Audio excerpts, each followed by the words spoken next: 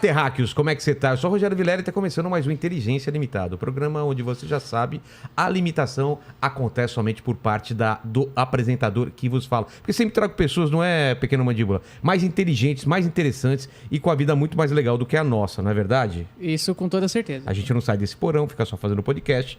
E a Janaína, como as outras pessoas, elas circulam pelo mundo aí fora, que dizem que faz sol, que às vezes chove, né? Eu só vejo chuva porque eu vou pegar alguma coisa, alguma entrega ali em cima pra você e tá sempre chovendo. Eu agora, final de semana, tô conseguindo viajar, cara. Eu só durmo. Só dorme. Mas antes de falar com a Janaína, eu queria que você falasse com o pessoal da live, do chat, como eles participam. Cara, pra participar... Tá rolando uma guerra aí ou não? Tá tranquilo? Não, por enquanto, né? Tá tranquilo. Tá bom. Mas não vamos comemorar, não. Não vamos comemorar antes. Porque eu acho que eu vou ter trabalho, muito trabalho. Bom. Então, como o pessoal pode participar com perguntas? Cara, pra mandar sua pergunta, seu jabá ou seu comentário, é só mandar um superchat pra gente. Os valores já estão fixados no chat da live, então dá uma olhadinha lá como participar. E lembrando só que a gente não consegue ler tudo, né? Porque é muita coisa, então a gente seleciona as melhores, então capricha aí no seu superchat. Só jabá que a gente consegue ler sim, a gente faz esse esforço. Exatamente. Janaína, obrigado por ter aceitado o convite. Eu que agradeço a honra do convite. Pô, vamos bater um papo aqui. E antes de começar a conversa, sou um cara meio como que eu posso dizer? Qual seria o adjetivo? Interesseiro. Exatamente. E eu sempre peço o meu presente inútil antes de a gente começar a conversa.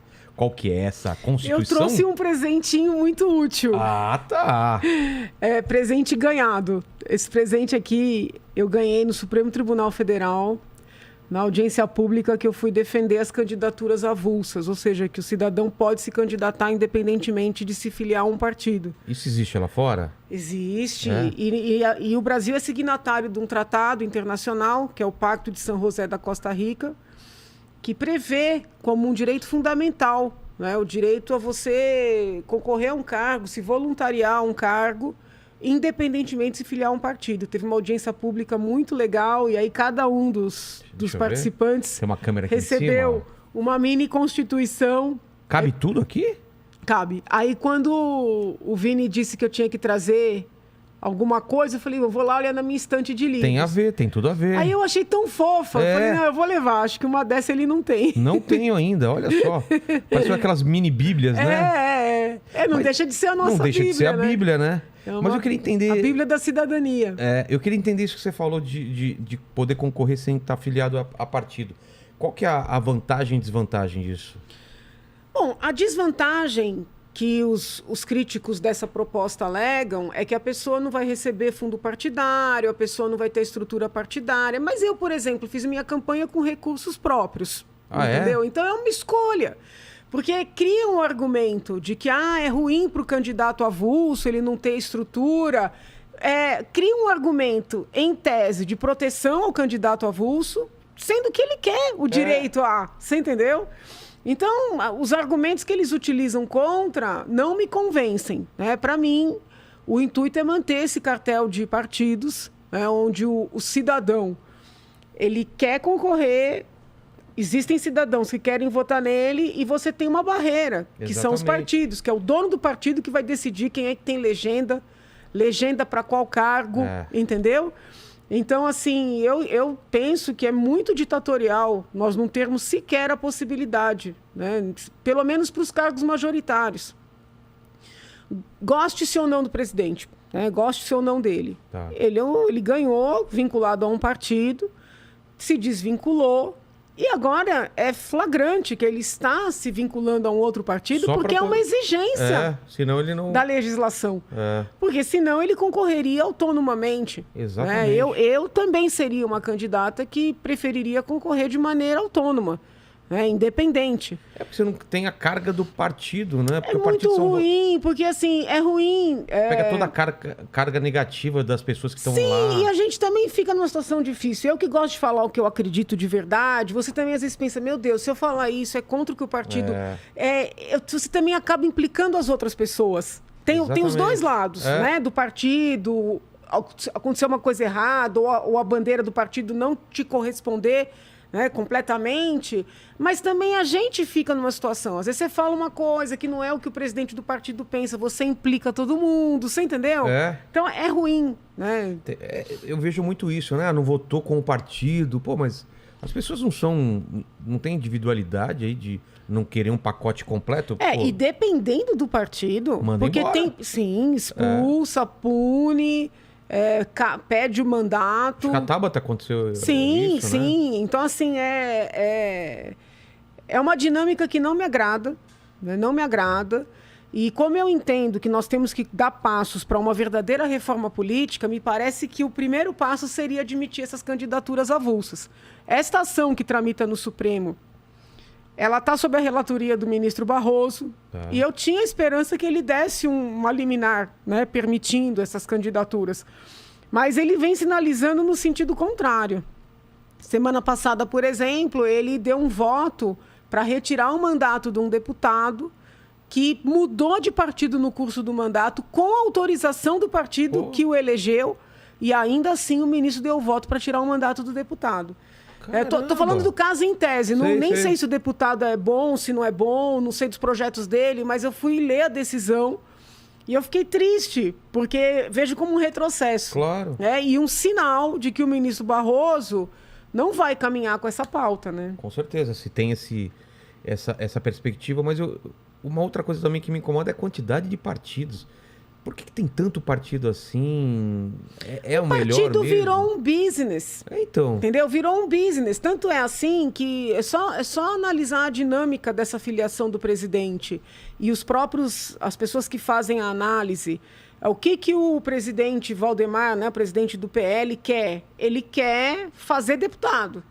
E não é só ele, tá? Eu tô dando um exemplo aqui, Claro. mas são todos os presidentes de partido. Alguns porque querem manter seu partido vivo, porque tem alguma ideologia, mas a esmagadora maioria porque quer fundo partidário, fundo eleitoral e tempo de TV. Então é Para business. poder negociar. Né? Então, assim, eu acho muito triste que nós nos contentemos com um quadro desses. Se você admite a candidatura avulsa, você tira um pouco do poder, né, De ter que ter um partido. desses chefes, vamos dizer assim. Porque hoje Os caciques. tem né? muito dono de partido que não tem voto. Então, ele próprio não é uma pessoa que vai se arriscar e ele fica só negociando legenda, entendeu? E também quando chega o fundo eleitoral, ele meio que escolhe para quem que ele quer. Escolhe. Isso é Então. uma outra coisa que é uma ilusão. Né? Eu vejo um monte de gente falando, não, a democracia é cara, é necessário. Desculpa, amigo, a verdade é uma só. O cidadão, quem tem caneta, só vai dar o recurso, independentemente de ser ele favorável ou contra o Claro. recurso. A regra hoje é que tem o recurso. O dono da caneta só vai dar para quem ele quiser. Entendeu? E aí? Então não tem uma regra assim, não, todos os candidatos vão ser ajudados. Não tem. Então você está enricando meia dúzia. E mantendo os mesmos, né? E aí?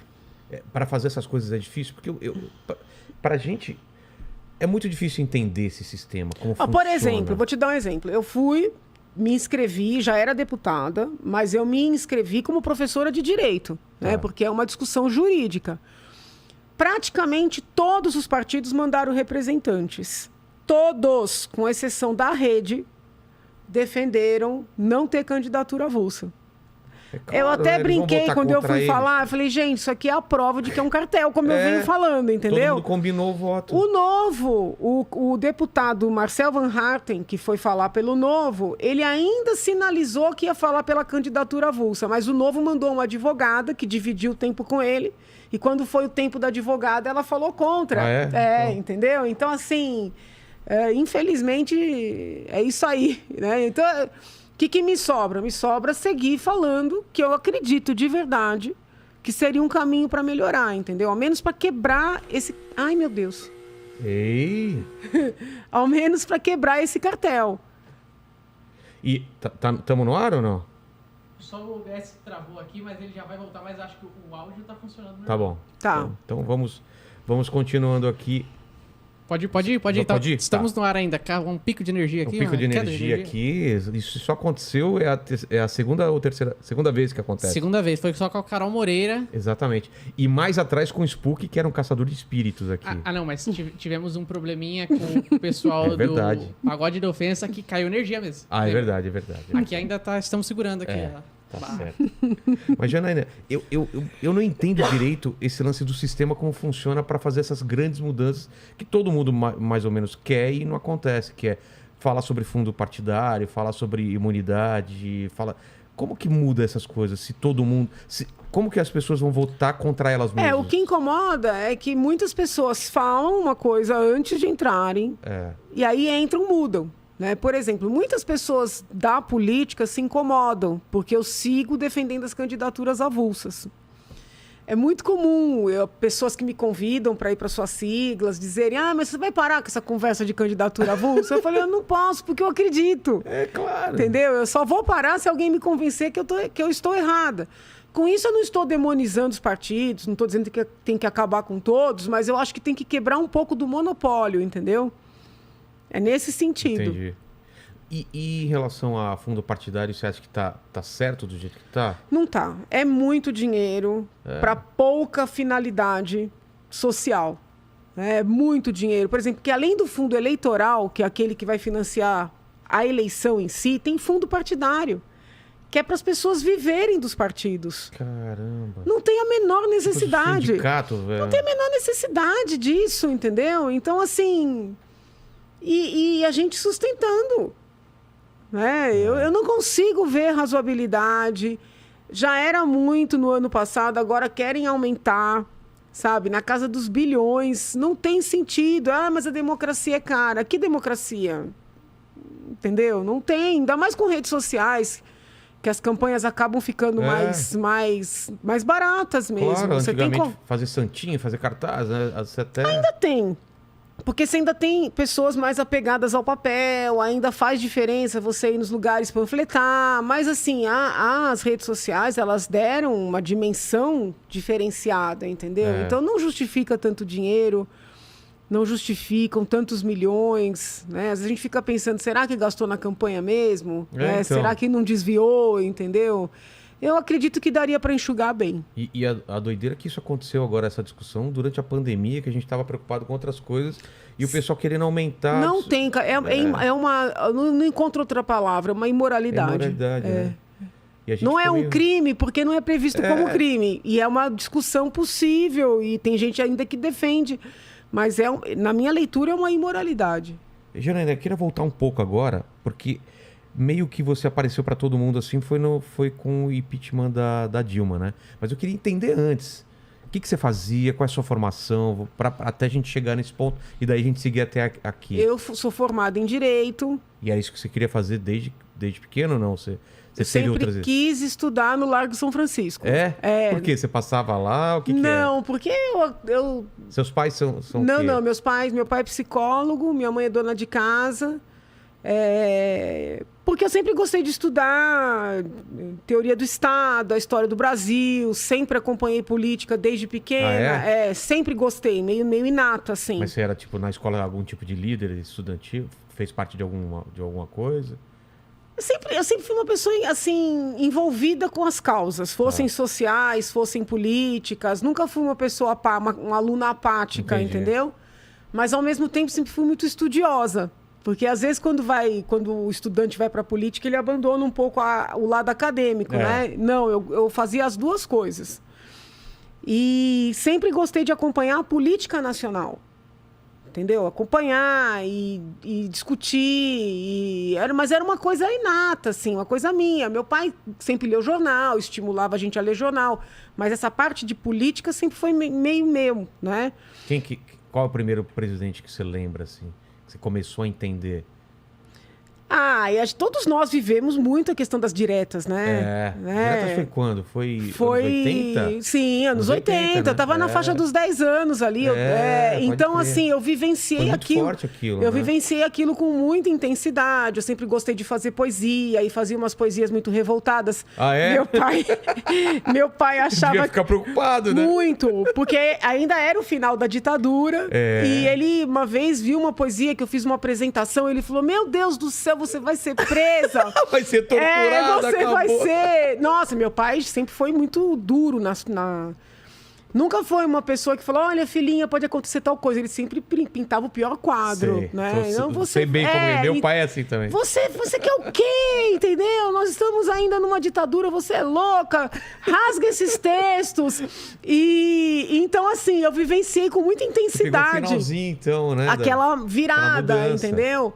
É engraçado que eu lembro também do meu pai preocupado Porque ele era professor também do... Sim, porque Tinha olheira, gente, sim. tinha, como chama, infiltrados, né? Que Eu ouvi podia isso a dedurar, vida inteira. não é? Entendeu? Nunca vi ninguém ser pego, mas era assim. Eu ouvi isso a vida inteira. E não porque meu pai tenha sido ativista nem nada. Meu pai nunca teve uma vida, assim, política. Sei. Mas ele vivenciou aquele período. Então ele dizia, não...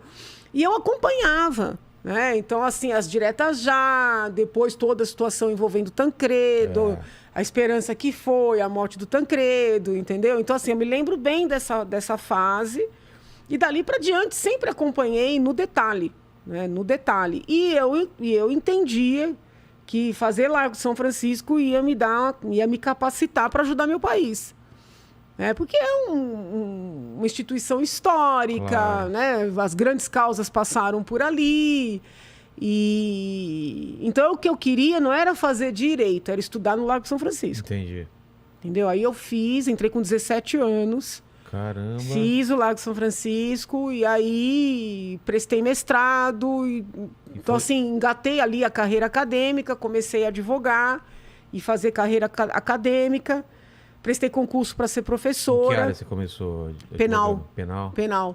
Aí prestei concurso para ser professora. Tem toda uma carreira ali dentro, são vários concursos. Eu fui fazendo os concursos. E é isso, né? Então é isso que eu sou. Sou advogada, sou professora de direito e estou na política. Então, e como que você cai na política? Como que acontece isso? Claro que você falou da sua vontade de... Eu sempre fui uma mudança, pessoa, assim, com posições muito firmes, muito convicta. Nunca abri mão dos meus posicionamentos. Então, eu sempre tive uma vida bem difícil na advocacia e na academia. Difícil no sentido de não ter turma, né? Não ter... E aí, assim, enquanto eu era apenas a advogada e a professora com visões muito diferentes da maioria, era difícil, mas talvez ninguém olhasse para mim como alguém que pudesse fazer algo, né, diferenciado. Quando eu consigo afastar a presidente, fiz o pedido, conduzi o processo, aí aquela criatura indigesta passa a ser uma criatura indigesta e perigosa. Né? Mas o que vem antes? Porque a gente vem passando de o governo do PT e tal, e como que você estava vendo essa parte? Você já se opunha? Você via eu que nunca fui petista. Nunca? Não. Convivo com muitos petistas, na família, na igreja, que eu fiz... encontro de jovens, né? Na adolescência. Isso. Também fiz. Na família, na igreja, depois na universidade, que é um ambiente esquerdista. Mas né? você não se via naquele grupo, não via... Nunca. Nenhum tipo de coisa. Mas também não tinha uma contraposição naquela época, né? Não tinha outra coisa pra... Não, mas eu já tinha meus pensamentos independentes, entendeu? Eu já tinha meus pensamentos independentes. E assim... Que não era PSDB também, né? Não era o que... A gente acabava votando no PSDB por falta de opção. Exatamente. Né? Porque hoje eu acho que ninguém vota com gosto no PSDB. Não. Data Vênia. Ninguém não. Data Vênia. Data Vênia.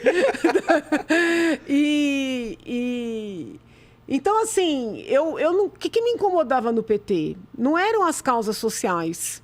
Né? Até acho engraçado quando as pessoas vêm falar, mas você se preocupa com pautas sociais. O que tem uma coisa a ver com a outra? O que me incomodava era o autoritarismo.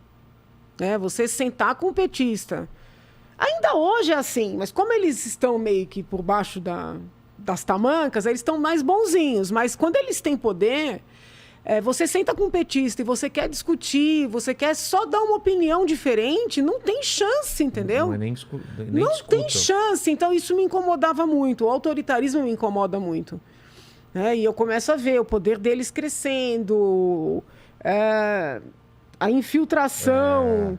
Em todas as áreas. Na justiça, no Ministério Público, na Defensoria Pública, nas universidades, na imprensa. Aí eu falei, tem que fazer alguma coisa. Entendeu? Não sai nunca mais. Enquanto é tempo. Então, assim, foi um contexto bem complexo, sabe? Foi um projeto de poder bem... Foi colocado durante décadas, durante vários anos, e você vê que eles estavam prontos mesmo para não sair do poder, criar uma coisa que... Sim, e eles querem voltar. Querem voltar. Só que dessa vez eu tenho medo do revanchismo, né? Eles querem voltar. Porque eles estão... E assim, eles são, vamos dizer assim... competentes no mal. Tem gente que desmerece o opositor, né? Eu sempre acho o opositor mais inteligente do que eu, que ele vai me surpreender, entendeu? Então, assim, não pode baixar a guarda, né? E o Bolsonaro, o bolsonarismo também, parecia que eles estavam mortos, mas ele meio que deu força pro PT de novo, né? Porque virou uma luta de um contra o outro, né? Parece que um se alimenta um pouco do outro. Eu acho que quando você vai para um lado que você acaba exagerando também... É por causa disso. Entendeu? Exagera aqui, aí... Então, assim, acabou mesmo. Erraram muito. Né? Quando eu digo isso, aí me xingo, já deve ter gente xingando. Mas, assim, eu tenho que falar. É quando você depois de tanto trabalho para conseguir tirar a esquerda do poder, conseguir elevar a direita, né? Para chegar lá e tanta confusão, tanto exagero, tanta bobajada... Então, até, aparentemente, estão fazendo aí uma meia-culpa, estão melhorando um pouquinho o tom, mas foi muito tempo de confusão, entendeu? Então, acabou mesmo fortalecendo, eu acho que acabou, de alguma forma, assustando o Supremo Tribunal Federal, que eu não deixo de criticar, que tem muitos problemas, mas, assim, que acabou encontrando um caminho para soltar o Lula de maneira justificada, entendeu? Não pelo direito. Mas estava todo mundo, né, tão assustado com exageros, com tudo. E... Parece que deram 2 passos para trás. Isso, entendeu? Peraí, não sabemos o que está acontecendo. Isso. Esse é meu sentimento, que se o presidente, os apoiadores mais próximos ali, não tivessem exagerado tanto... Né? Não é nem nas ações, porque eles não fizeram nada de errado. É a barulheira que se faz, né? É o exagero, entendeu? É aquela... Eles parecem que vivem numa performance. Uma cortina de fumaça. E essa performance constante, ela gera medo. Total. Como é que a pessoa vai saber se é verdade ou não, entendeu? Então, assim, isso acabou justificando uma resistência que não é que não haveria. Haveria, mas, assim, piorou, entendeu? Acabou ganhando corpo, com certeza. Respaldo. Mas então, como que você encabeça essa parte do impeachment? O que estava acontecendo naquela época? Dá pra gente o contexto. Porque eu queria entender esse impeachment, porque cada um defende de um lado, né? Já veio gente aqui falando, não, que foi um absurdo, foi só pedalada, e a gente sabe que não foi só isso. Não foi. Se você pegar a minha denúncia, você vai ver que eu narro tudo, mas dá o contexto pra gente, o que estava acontecendo naquela época, relembrar. Até porque tem, desculpa te interromper, mas tem gente muito jovem que nem não vivenciou. Não viveu isso. As pedaladas foram, na verdade, vamos dizer assim, a maneira de contabilizar o rombo decorrente dos muitos desvios. Eram muitas coisas. Isso. Ele é a ponta do iceberg, é o que aparecia. Isso, é o que aparecia, entendeu? Então, assim, aí eu peguei a legislação que proibia utilizar dinheiro dos bancos públicos para pagar programas de governo.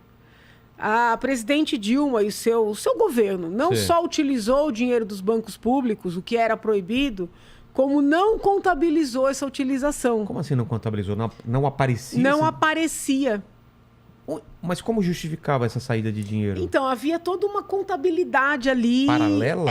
Uma contabilidade fictícia. Dá um exemplo pra gente entender. Por isso que na minha sustentação oral eu falo de uma verdadeira fraude. Entendi. Entendeu? Se você pegasse a contabilidade, assim, não ficava claro que estava utilizando dinheiro para fazer empréstimos via BNDES, por exemplo, para Angola, para Cuba...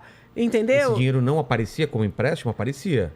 Mas não aparecia que estava sendo utilizado dos bancos públicos. Não? Não. Aparecia como? Então, assim, você tinha todo um problema de contabilidade. Então, assim, por exemplo, de tudo que foram os que a gente chama dos desvios, né? Os bilhões. Tá. Bilhões, né? Bilhões. Quando a documentação a que eu tive acesso, que foi uma investigação feita pelo Ministério Público de Contas, acusava algo em torno de 400 milhões. Tá. Então, toda a minha denúncia é feita em cima da documentação do Ministério Público de Contas. Tá? Certo. No curso do processo, é que começa a fazer a apuração, é que isso vai para a casa do bilhão. Nossa. Entendeu? Uma pessoa boa para você entrevistar, que foi a pessoa que trouxe a documentação para mudar da casa dos milhões para os bilhões foi o senador Caiado, que hoje é governador. Entendeu? Ele que levantou essa documentação no curso do processo, porque a minha acusação, ela tratava do montante que estava na investigação do Ministério Público de Contas. 400 milhões. Então, não é uma coisa que eu tirei do nada. Eu peguei essa investigação, eu estudei essa investigação. Eu já era professora de Direito Penal, já tinha dado aula dos crimes contra a responsabilidade fiscal, crimes contra as finanças públicas. A lei de responsabilidade fiscal nasce do fato dos governadores usarem os bancos estaduais como se fossem deles governadores. E não como... Eu queria entender. Ele usa o banco para ele pega... Vamos supor, na época aqui de São Paulo, tinha o Banespa. Tá. Entendeu? O Banespa era um banco público. Certo. Mas não era um banco do governador. Era uma instituição com autonomia, com independência. Não podia o governador fazer planos com o dinheiro do Banespa. Com o dinheiro. Então, é daí que nasce a lei de responsabilidade fiscal no início dos anos 2000. Quando criaram essa lei, criaram como uma resposta à atuação dos governadores. Entendi. Não se imaginava que isso ia acontecer na presidência da República, na esfera federal. Caramba. Entendeu? Que utilizou recursos da Caixa Econômica, do Banco do Brasil, do BNDES. Onde que tem essas brechas? Onde tinha essas brechas? Não tinha. Eles, lembra do que eles falavam que era uma economia criativa? Então. Era isso aí. A tal da era economia criativa. Mas era proibido fazer isso aí. Eles já sabiam que era proibido? Sabiam. Inclusive, parte do meu trabalho foi demonstrar a consciência da ilicitude, ou seja, a consciência de que aquilo não podia acontecer. Se você for resgatar o processo, você vai ver que eu arrolei funcionários do Tesouro, funcionários públicos concursados que tentaram avisar, na verdade fizeram uma reunião para pedir para a equipe econômica da presidente parar com aquela prática. Né? Isso, assim, mais de ano antes. Então, o que acontece? Eles foram avisados, eles foram alertados, os técnicos pediram para parar, eles seguiam, entendeu? Então, deixa eu entender, peraí. Se eu entender, eu acho que todo mundo aí em casa vai entender. Eles pegavam esse dinheiro do banco, então, e para financiar Cuba, financiar a ditadura, é isso? Teve de tudo. Teve para emprestar, por exemplo, para empresas que foram construir obras, entendeu? Então, assim, vamos lá. Eles emprestavam para os países pagarem essas empresas, né? É duro ficar falando o nome aqui, porque... o Odebrecht, tudo aquilo que então, a gente ficou sabendo. Além de emprestar para as empresas com juros baixos, também emprestava para os países para contratar essas empresas, Nossa. entendeu? Então, era uma verdadeira engenharia financeira. E depois isso acabava podendo voltar dessas empresas para eles mesmos. Conforme eu ia fazendo ali o processo de impeachment, eu fui lendo as peças da Operação Lava Jato. Sei. E eu lembro que teve uma das denúncias da Operação Lava Jato que chegou a encontrar uma conta em Angola que o dinheiro voltava para o Brasil. Caramba. Entendeu? Então, assim, o impeachment... Pegava, usava para ele e depois voltava para o próprio PT. Então, assim, eles não chegaram para quem que ia efetivamente. Não?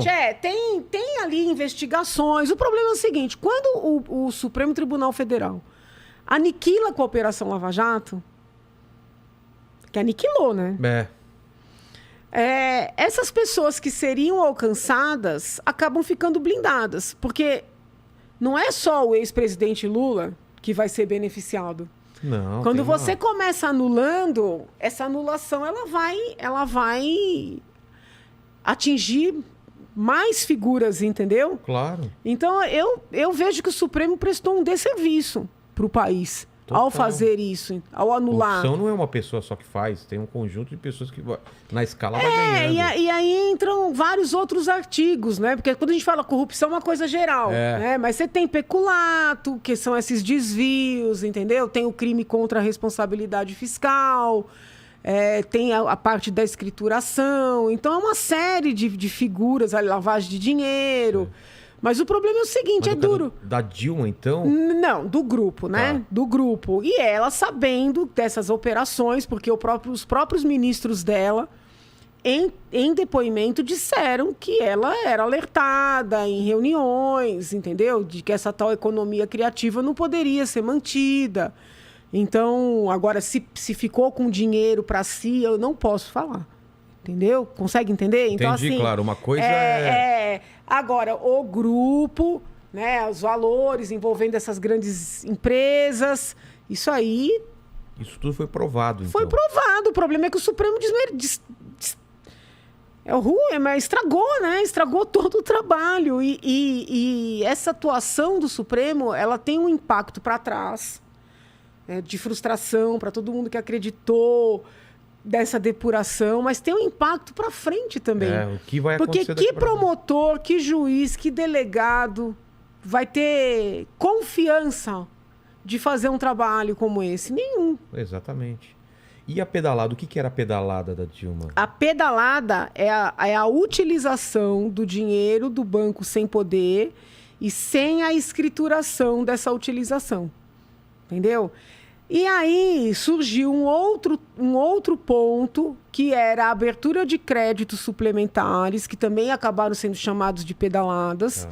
Porque pedalada não é um termo técnico, né? É um termo, assim, coloquial, que acabou sendo utilizado popularmente. Não é um termo do direito, pedalada. Qual é o termo do direito para isso? É crime fiscal, crime contra a responsabilidade fiscal, crime financeiro, entendeu? Você não tem um termo... Pedalada parece uma coisa tão leve, né? Fica uma coisa, então, foi só assim, pedalada. Criaram essa terminologia, entendeu? Então, assim, ao lado dessa utilização dos dinheiros dos bancos públicos sem a devida contabilização, o uso em si já era proibido. Tá. Não contabilizar é um crime a mais. Entendi. Tá?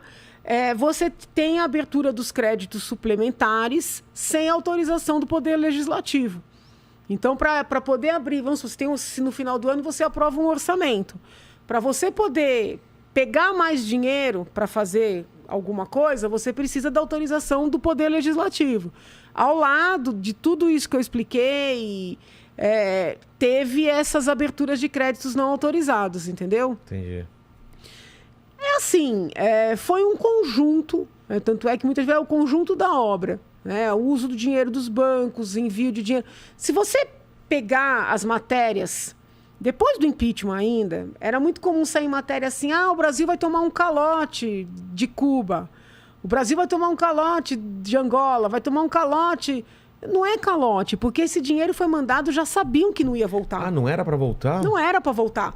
Era feito um empréstimo de fachada, entendeu? Não era para voltar. É que não podia se dar. Né? Você não podia juridicamente dar o dinheiro para outro país. Mas era isso, entendeu? Cara, a gente perdeu bilhões, Sim. então...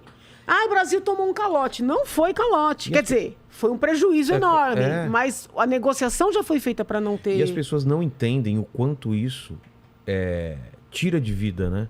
Porque o quanto isso matou gente, né? Porque é um dinheiro que era nosso e nunca mais é um dinheiro que nunca mais vai voltar. Mas como não tem uma relação direta com a vida das pessoas mais pobres, fica uma coisa muito vaga, né? Foram bilhões e tal, e ok, fica por isso. Isso me dá uma indignação. Então, por isso que hoje, internacionalmente, se debate muito, né? E se fala da corrupção, em sentido amplo, né? Corrupção, desvio e tal. Porque parece como crime contra a humanidade. Porque parece que ela não mata, que ela não... Entendeu? Não porque deixa as pessoas... como ela é uma coisa distante, as pessoas acham, não, é um crime menor. Não é. Porque você deixa de fazer uma série de outras coisas. Pra saúde, na educação. Pra saúde, pra educação, pro saneamento básico, que é uma área que eu sou apaixonada. E importantíssima também pra saúde, né? Então, assim, hoje já se debate no âmbito internacional, do direito internacional, que a corrupção seria um crime contra a humanidade. Faz sentido. Faz total sentido. Essas anulações todas, elas são, assim, muito impactantes para essa luta, entendeu? Contra a corrupção. E você acha realmente que parece que foi em vão? Você tem esse sentimento? Tipo, parece que não adiantou nada todo esse trabalho? Não, não acho que tenha sido em vão. Não acho. Porque para a percepção do povo fez algum sentido. Não acho. Nem o impeachment, nem a própria Lava Jato, não acho que foram em vão. Agora, que dá um pouco de tristeza, entendeu? Tanto esforço para eles anularem, né? Eles dizerem que não podia, que não... E é tão intrigante porque eles não entram no mérito. Eles não falam, olha, não teve crime. Eles dizem assim, não poderia ter sido tal juiz, tal. Agora, demoraram 6 anos para perceber isso. E voltou para... Vai ser julgado de novo? Mas é que nesse tipo de caso, o tempo, ele tem um efeito, você entendeu? Poder pode, mas assim, aí tem o tempo, tem a prescrição. Ex-presidente Lula é maior de 70 anos, prescrição conta Tudo pela vai levando, metade. Então, assim, tem todos... E aí é o seguinte, eu sou advogada, eu sou professora de direito. Se o Supremo decidiu, aqui no Brasil nós não temos para quem recorrer. Então, às vezes as pessoas falam, não, mas você tem que brigar, que ele não poderia participar da eleição. Gente, eu cumpro decisão judicial, entendeu? Eu não concordo, eu critico. Mas eu não tenho como dizer, olha, ele não vai participar da eleição. Não sei se eu estou conseguindo ser clara. Porque às vezes as pessoas falam, você tem que brigar, você não pode... Eu falei, gente... Mas quem que media esse poder máximo? Tipo, ele falou, tá falado e não tem como recorrer? Você tem no direito, dependendo do crime, dependendo da situação, várias instâncias, entendeu? Mas nesse caso... O Supremo é a última instância. Então é a palavra, é muito poder que ele tem mesmo? É muito poder e assim... Como que faz para contrabalancear isso ou não tem jeito? É o Senado. É o Senado? A única casa prevista na nossa Constituição que tem algum impacto, algum poder de balancear, de ponderar o Supremo é o Senado. Porque é a casa legislativa competente, por exemplo, para receber um pedido de impeachment de um ministro do Supremo. E como que a gente está hoje, o Senado, em relação a isso? Tem gente que acha que tá bom. Na minha perspectiva, tá fraco. Né? Eu entendo que tá muito fraco. A percepção que eu tenho é que a gente fica brigando por voto impresso e aborto e umas questões que sempre vêm, e essas questões que realmente mudam o país, elas ficam... Por exemplo, eu tinha uma expectativa de que o presidente pudesse mandar um projeto de lei pro Congresso, por exemplo, prevendo as candidaturas avulsas. Não é acabar com o partido, mas ao menos dar a chance, diminuindo o número de parlamentares. Não ia passar, mas essas discussões você tem que propor. Exatamente. Entendeu? Muita gente, quando eu apresentei o pedido de impeachment, falou, não tem a menor chance, você é louca, isso não vai dar em nada. Eu falei, não, eu sei que é difícil. Mas a gente tem que ao menos tentar, entendeu? Você acha que se não tivesse toda aquela movimentação das pessoas indo pra rua, não aconteceria? Isso acaba realmente ecoando lá em cima? Eu acho que é um conjunto, mas as pessoas também acreditam que só ir pra rua é suficiente. Não é. Tem um trabalho jurídico forte, entendeu? Você tem que fundamentar. Por exemplo, você me fez um monte de pergunta. Estamos lá no túnel do tempo, eu fui te falando de memória. Mas você imagina você estar no meio do processo com aquelas pessoas, várias pessoas querendo te destruir. Era leitura toda madrugada e revendo documentos. Então você tem um trabalho jurídico sério a ser feito. Porque às vezes eu vejo as pessoas, porque eu fui na rua, fui eu que fiz. Vamos dizer, existiu ali um coletivo, mas sem o jurídico a coisa não vai. Mas você acha que acontece o impeachment se não tiver o povo na rua? Por melhor que tenha sido feito nos dois momentos em que houve, teve gente na rua, é difícil eu né? te dizer. O que eu posso te dizer é o seguinte, sem o lado jurídico, isso é certeza não que não acontece, entendeu? Mas é difícil eu te dizer que sim, porque os dois casos que houve, teve mobilização popular. E do Collor foi outro esquema, pegaram aquela lance da Elba, cara, eu era muito pequeno, eu não lembro direito o que aconteceu. Eu tava na rua também. Não, é verdade. Faculdade. Eu tava na faculdade, os caras pintadas. Eu fui cara pintada. É verdade. E lá o que foi? Você estudou? O que aconteceu daquele comparativamente com o que aconteceu no petismo, foi pouco. Né? Sim. Comparativamente foi pouco. Mas eu penso assim...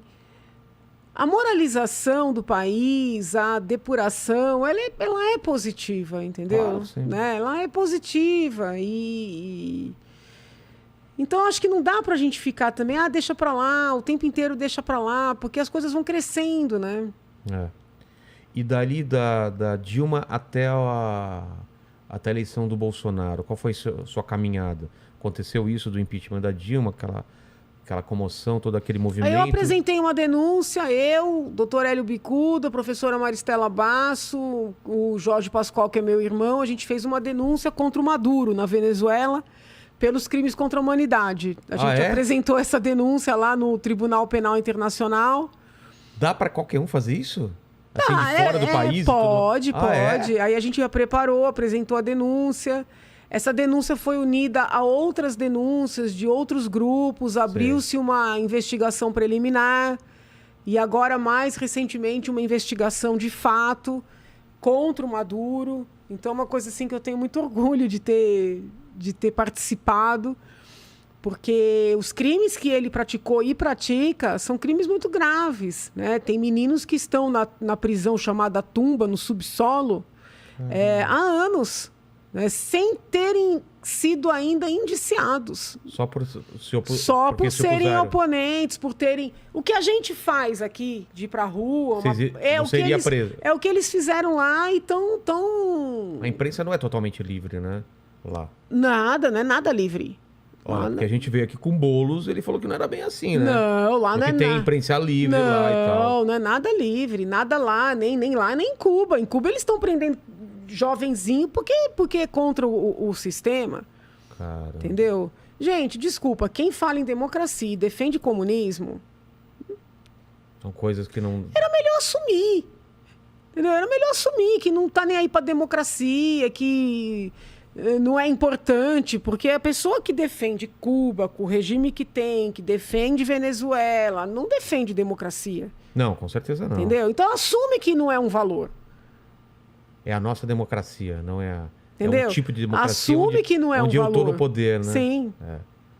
E daí desse levante da direita que aconteceu com todo esse pessoal indo pra rua, você participou disso... Como você viu esse movimento todo? Que a gente não tinha uma direita tão forte, ou pelo menos não era... Eu achei bom, porque independentemente aí de alguns exageros... Acho que é um cílio que... saiu. Independentemente de alguns exageros, independentemente de eu viver apanhando, também da direita... Eu imagino que o momento que você mais apanhou foi essa época da Dilma, né? Do impeachment, que foi o momento mais pesado. Foi muito pesado. Foi muito pesado, porque eram coisas bem complexas, não era rede social, eram outras coisas, Era né? o quê? Era ameaça mesmo? É pesado, mas não gosto de falar de coisa ruim. Tá, então vamos. Mas assim, apesar do povo da direita também ter exagerado em vários momentos, eu acho que foi muito importante, né, para a própria sociedade, para os jovens, para eles saberem que existe outro pensamento. Porque, assim, por exemplo, no ambiente universitário, tem aluno que não sabe que tem outro pensamento, que tem outras ideias. Né? O cidadão passa a faculdade inteira ouvindo uma coisa. Ouvindo só uma coisa. Então, assim, eu acho que essa explosão aí de um pensamento mais à direita, com todas as suas nuances, ela foi importante para a democracia, porque as pessoas começaram a perceber que aquilo que era dado como verdade absoluta não é bem assim.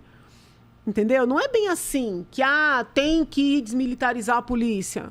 Bom, mas será? Vamos debater. Não, aborto é direito fundamental da mulher. Será? Entendeu? Não, tem que desarmar todo mundo, porque cidadão armado é sinônimo de crime. Será? Entendeu? Então, assim, a gente tem o direito de perguntar, tem o direito de divergir, tem o direito, no mínimo, de debater. E da maneira como o país vinha, e ainda é assim nas universidades... Ainda mantém isso? Muito. Você não pode nem perguntar. Perguntar ofende. Senão você é taxado do quê? De fascista? Você é discriminado, o professor intimida, é prejudicado no trabalho, nas provas, entendeu? Então, eu acho que, independentemente dos excessos, esse levante foi muito importante. E aí, como que você vê? Aí você é convidada para ser vice do Bolsonaro. E por que você não aceitou? Olha, foi um processo tão difícil que as pessoas acham que foi uma coisa assim... Como que é um convite?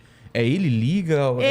Ele mandou no meu escritório o Bibiano, falecido Bibiano, que era o braço direito dele à época, e o Julian Lemos, que agora é deputado federal e hoje é meio que opositor a ele, né? Eles não se afastaram.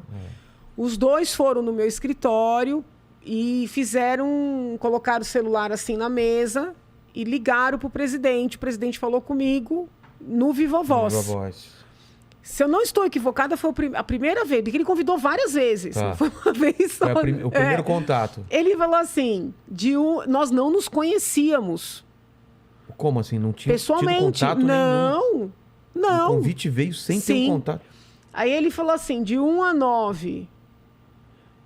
Não, acho que antes disso ele me ligou para me incentivar a me filiar. Tenho certeza quase absoluta. Mas essa conversa, ele falou assim, de 1 a 9, de 1 a 10, qual é a chance de você aceitar ser minha vice? Assim, com os dois na sua frente? Aí eu falei 9. Hã? Entendeu? Eu falei 9. Mas depois que eu falei, me assustei, entendeu? Eu falei, não conheço o homem não me conhece. Não teve uma conversa para saber como vai ser isso. E aí foram várias reuniões com o Bibiano, com o próprio presidente. Nesse momento já se ventilava na imprensa que você poderia ser a vice ou não? Ainda estava entre vocês só? Acho que nessa conversa somente nós. Só vocês. Tá. Demorou um pouco para sair, né? Então foram várias conversas, várias reuniões. Eu fui para o Rio para a convenção do partido. Ele já queria anunciar. Você já estava afiliada nesse Sim. ponto, tá. Ele já queria anunciar a chapa. Ele falava, é uma chapa pura, Janaína, porque aí seria PSL e PSL, né? Estávamos os dois.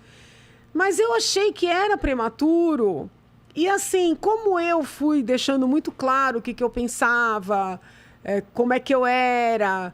Já tinha uma divergência em relação ao que ele pensava, das coisas que você propunha? Existem, mas eu sempre falei. Não, na época? Sim. E por ele tudo bem ou não? Então, uma das divergências que era a questão da idade penal, né? Que o presidente defende abaixar a idade penal e eu não vejo eficácia nisso. Para 16 ele queria? Ele queria abaixar para 16. Aí ele é muito simpático, gente. Isso aí ninguém pode... Mesmo? Ele é. E olha, diferentemente do que as pessoas pensam, ele é muito educado. Entendeu? Assim, eu não... Porque o que parece... Não, ele é muito educado. Aí ele dizia assim, ô, Janaína, peraí, você não quer 16, eu não quero 18, vamos fazer para 17. Como se fosse simplesmente o lance da idade. Então ele é uma pessoa muito assim, pelo menos no contato que eu tive, foi positivo, não foi algo negativo, entendeu? E eu não minto, né? Se você falar uma coisa aqui... que é muito importante para você, eu vou te ouvir, vou tentar te entender, mas se eu não concordar, eu vou falar para você. E eu lidei com o presidente desta forma. Tá. Aparentemente, isso não o incomodou. Aparentemente, mas incomodava muito o entorno. Entendi. Entendeu? Tinha que fechar com ele no princípio total. Teve gente que me disse assim, não, porque você não é o que a gente quer. Entendeu? Alguns diziam que eu era muito boazinha, outros diziam que eu era de esquerda, outros diziam que eu era chata, né? Porque eu queria ficar em São Paulo, eu não queria mudar para Brasília, eu queria ser vice em São Paulo. E isso pegava E pra eles ele? achavam um absurdo, porque todo mundo queria receber esse convite. De repente, quem recebeu tá fazendo exigência. Então, eu acho que foi uma sucessão de fatores, entendeu? Então, não é assim, que ficou muito assim, a pedante disse não. Não é, eu fui mostrando quem eu era e dizendo que eu não ia ser... Olha, semana passada o presidente deu uma declaração dizendo que o bom vice é aquele que fica quietinho. Ele falou isso? Falou. Não seria você. Você entendeu? Então, assim, foi ficando evidente para os dois, né? E eu fui muito honesta com ele e eu acho que ele foi comigo também, entendeu? Então, assim, eu falei, presidente, é melhor a gente se conhecer. Porque... eu sou muito assim, eu tenho muita personalidade, não sou briguenta, não sou uma pessoa que puxa o tapete de ninguém, que arma para ninguém. Mas assim, eu tenho minhas convicções, entendeu? E eu luto por elas. Então eu acho que não ia dar certo. E você já estava vendo a movimentação... ele falava, vou chamar o Moro, vou chamar tal pessoa... Ele falava para você sobre... os composição, vices? Para a composição ministerial. Vocês chegaram a falar sobre isso? Não. Nem chegou a nesse ideia ponto. do Moro só veio depois da eleição. Ah, é? Sim. Não sabia. O pessoal acha que é de antes, não é. Eu achei que era uma coisa já pensada. Pra você ter uma ideia, o presidente ganhou, Bibiano me ligou e chegou a falar assim, você não iria pra justiça? Ah, é? É. Aí eu falei, não, pra justiça vai você. E o Bibiano tinha um pouquinho esse desejo, sabe? Ah, é? É, o Moro não era nem pensado. Caramba. Mas nem passava pela cabeça de ninguém durante a campanha o Moro. Nada. Aí Bibiano falou, mas então vai pra educação. Tô falando que o Bibiano me falou, não foi Sim, o presidente, tá? exatamente. Não posso afirmar que... Que isso veio do presidente. pode ter saído da cabeça do Ele Bibiano. poderia estar jogando e depois levaria pro presidente. Então assim, eu preciso ser muito fiel ao que aconteceu. Não Tá. foi o presidente, foi o Bibiano. Eu falei, mas Bibiano, se eu não fui pra vice, pra não ir morar em Brasília, que eu não tinha condições de mudar naquele... Como é que eu vou pra ministra? Ministro não pode morar em São Paulo, entendeu? E não existe num tom de brincadeira, né? Foi isso. Então a relação se manteve boa, mesmo você não topando ser vice. Até então. Eu acho até que depois de eu ter dito não, a gente ficou melhor. Ah, é? Porque ele estava muito pressionado pelos apoiadores dele, que não me queriam, entendeu? E ele, de certa forma, já tinha feito o convite. Entendi. E eleitoralmente, a minha presença ela era importante. Depois, a minha votação mostrou, né? Então, assim, ele estava pressionado de todos os lados, pelos que queriam, pelos que não queriam. Quando a coisa, vamos dizer assim, resolveu, não vai ser Janaína, eu acho até que melhorou. Entendeu? E a partir daí você decide se candidatar ou isso também já estava... Você tinha essa decisão e falou, putz... Não tinha decisão nenhuma. Eu decidi me candidatar no último dia do prazo. Ah, é? Eu não ia me candidatar. Mas você achava que você não ia ter uma boa votação ou você não queria essa bomba? Eu achava que não era pra mim, entendeu? Eu não queria entrar na política. Mas aí a vida na faculdade começou a ficar muito difícil. Eu achei que eu não ia conseguir mais nem me manifestar, entendeu? Aí eu falei, bom, no plenário eu posso defender o que eu acredito, posso dar mais amplitude para o que eu penso, entendeu? Isso se tornou fato? É fato. É? É fato. Tem que ir pra lá, né? Não adianta... É um lugar que eu considero, assim, muito importante. Para você poder... Para quem tem ideias, né? Então, mas é uma coisa totalmente nova para você. Como você viu? Para quem tem ideia. Se o sujeito não tem ideia, não tem convicção nenhuma, não adianta nada. E como foi para você lá, estando lá dentro? Como que é essa luta estando lá? Porque a partir do momento que você tá lá, por exemplo... um impeachment seria diferente, né? Porque você iria votar também, né? Então, muita gente fala, por que você não pede o impeachment do Dória? As pessoas não conseguem compreender que o deputado estadual, ele é juiz de um pedido de impeachment do governador. Inclusive, quando alguns colegas meus apresentaram um pedido de impeachment do governador, eu até alertei. Eu falei, colega, é capaz de você... Vamos supor que isso vá adiante. Tá. Qual era o motivo? Levantar o impeachment baseado em quê? Vários. É capaz de você não poder votar. Entendeu? Porque, assim, as pessoas têm que entender que no momento de um processo de impeachment, o deputado, no caso federal, o senador, ele é juiz, entendeu? Então. É juiz. Exatamente, por isso que eu perguntei, porque aí muda, né? Você não tá fora, você tá dentro do... E o do Dória foi levantado... Foram vários pedidos, né? Pelo fechamento dos comércios, pela não entrega dos respiradores, pelo gasto com publicidade... Tem uma série lá de... Nada foi pra frente. O presidente da casa, que é sempre PSDB, não recebeu. Isso que eu não entendo. Ele tem que receber significa o quê? Ele tem que admitir. Admitir. Veja, você vai entregar lá, você faz um protocolo, tá lá. Tem essas provas. Mas ele tem que analisar e admitir. Quando ele admite é que o processo anda e vai pro plenário, e vai ser apreciado pelos deputados, entendeu? Entendi. No caso da Dilma... Quem admitiu foi o Cunha. Foi o Cunha. E ele fez isso porque... Se ele tivesse junto com o PT, ele nunca admitiria. Ou pode ele é forçado... Pode ser que sim, pode ser que não. Não dá pra saber. Não dá pra saber. É isso que eu não entendo. A gente fica dependendo de várias coisinhas assim, né? Da boa vontade. Mas assim não é a vida? Mas é assim? Se você pede uma mulher em casamento, você não depende dela pensar, dela te dizer mas não sim. tem um país inteiro falando, vai, aceita! Mas essa é a vida é isso. Porque a gente fica na mão de poucas pessoas, né?